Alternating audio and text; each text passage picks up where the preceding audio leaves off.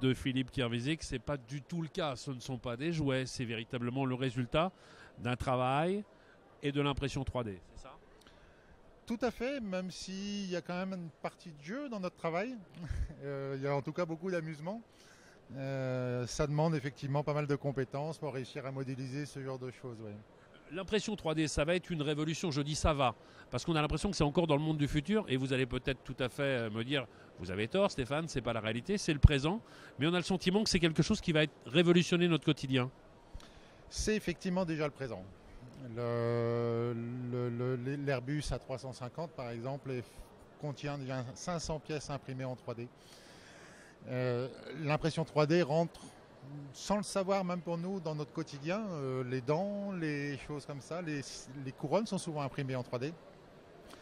Et de plus en plus pour le particulier, on entend beaucoup parler dans la presse que l'impression 3D devient accessible aux particuliers, ce qui est vrai en termes de coût. Ce qui est moins vrai en termes de compétences, de savoir-faire sur la modélisation. On entend parler effectivement chez les Chinois de réalisation de maisons en 3D dans des temps records. Chez nous, on n'en est peut-être pas encore là, mais c'est vrai que l'impression 3D nous permet d'obtenir des résultats beaucoup plus rapidement que par le passé. Tout à fait. Aujourd'hui, pour construire une maison, il faut bien compter une année, on va dire, en moyenne. Aujourd'hui, avec une impression 3D, une imprimante 3D géante, on est capable de construire des maisons en quelques heures. Et pour le cas de ces produits qui sont ici, ça a mis combien de temps à chaque fois ? Il faut compter. L'impression 3D, c'est assez lent en général. Il y a beaucoup de couches. Plus on est précis, plus il y a de couches, plus ça va être lent. C'est un des enjeux du futur pour l'impression 3D. Mais pour imprimer ce robot, qui est la mascotte de la Maker Faire, par exemple, il faut compter une bonne dizaine d'heures.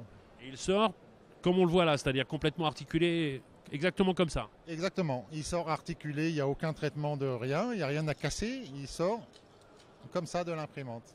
Il a été conçu pour ça aussi. Pendant les 3 jours de ce salon, vous êtes ici à animer des workshops. Vous expliquez aux gens ce qu'est l'impression 3D, comment les choses ont évolué. Quelles sont les personnes qui viennent assister aux conférences ici et qu'est-ce qu'ils attendent exactement ? Je pense qu'il y a beaucoup de curiosité, des gens qui cherchent à comprendre. On entend beaucoup parler d'impression 3D à la télé. Beaucoup de gens cherchent à savoir comment ça fonctionne et comment intégrer ça dans leur propre marché, leur propre activité. On retrouve cet esprit pareil sur les stands sur lesquels nous sommes présents, au Fab Shop. Beaucoup de curiosité et on a un travail d'évangélisation à faire pour faire comprendre à quoi ça peut servir. Effectivement, quand on voit des pièces comme ça, on a l'impression que c'est du jouet. En revanche, si je prends cet exemple de batteur électrique, ça a une grosse valeur ajoutée pour un industriel. Et une partie de notre métier, c'est d'aider ces industriels à aller vers le numérique et à intégrer ces choses-là pour, en amont dans les phases amont des projets, d'intégrer le prototypage rapide. On appelle ça même d'ailleurs le prototypage temps réel avec ces types d'imprimantes qu'on voit ici et qui permettent d'imprimer en quelques heures un prototype et de se faire tout de suite une idée, de le mettre en main des gens qui ne connaissent pas le métier technique, les marketeurs par exemple, et qui vont tout de suite se rendre compte de l'objet avec lequel ils auront à travailler dans le futur. Quand vous parlez de valeur ajoutée, c'est sur la durée pour obtenir un produit, c'est sur le gain de temps et donc forcément sur l'économie qu'on peut réaliser ? Alors bien sûr, il y a une grosse part de gain de temps et d'économie par rapport au process habituel de réalisation de projet dans les phases amont. Mais il y a également c'est également un gros booster de créativité.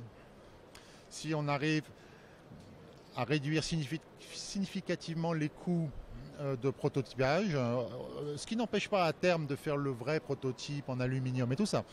Mais toutes les phases de recherche, de conception en sont très réduites et le fait de ne plus avoir peur de gaspiller booste la créativité et permet d'aller voir son patron avec ce modèle de truc auquel il a pensé pendant la nuit. Philippe, je vais prendre un exemple concret parce que je vous ai vu tout à l'heure faire votre démonstration lors du workshop. On est sur une pièce qui peut être destinée à l'industrie automobile, sur lequel à chaque fois viendraient se mettre ici différentes bielles. Une pièce comme celle-ci, lorsqu'il fallait l'usiner, la penser, la réaliser, il fallait combien de temps auparavant ? Auparavant, pour la concevoir, je ne saurais pas trop vous dire. En revanche, pour la réaliser, faire un prototype, il fallait en général compter une quinzaine de jours, voire un peu plus, suivant le prestataire. que la machine soit disponible, qu'elle soit programmée. Ça fait intervenir un ingénieur spécialisé pour ça.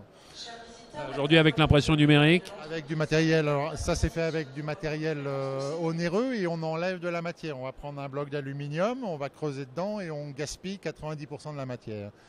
Avec l'impression 3D, on fait du dépôt de matière.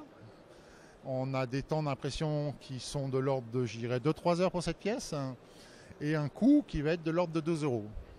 donc c'est une vraie révolution. C'est une vraie révolution. Et elle est déjà là. Et elle est déjà là. Merci docteur. Merci.